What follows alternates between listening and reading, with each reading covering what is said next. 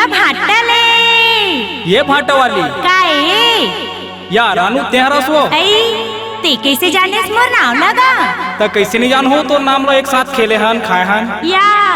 ते जग्गुअस कागा आनंद गाँव के ओ ले दो भाटा गोल गोलते हो कतेक लगा से का भाव 10 रुपया किलो एगा ले दो। कैसन महंगा है वो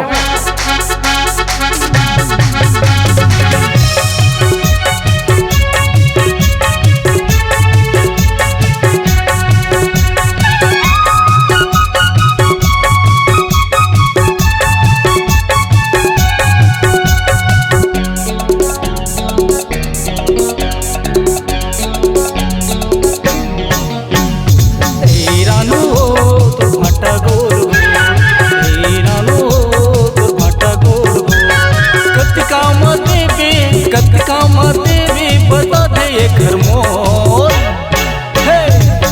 रानू भाटा गोल रानू भाटा गोल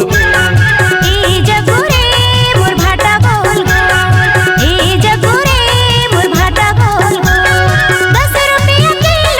10 रुपया किलो लगा दो एकर मोर मोर भाटा गोल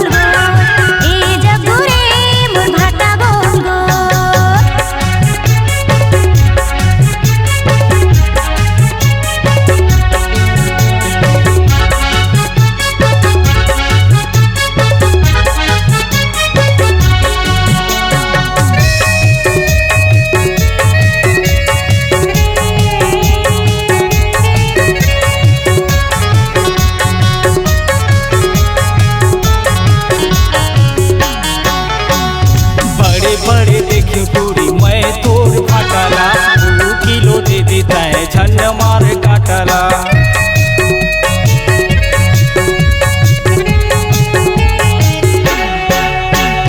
बड़े बड़े देखियो पूरी मैं तोर भाटाला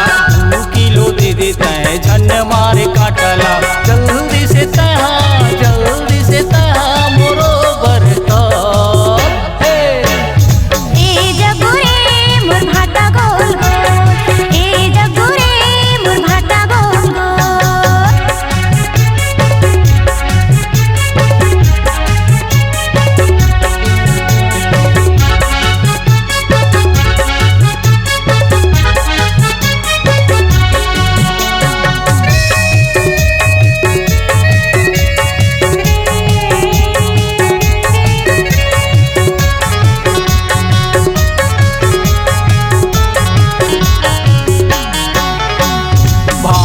के संग में मसूर डरवाऊं मैं हटूरी पेट भर खाऊं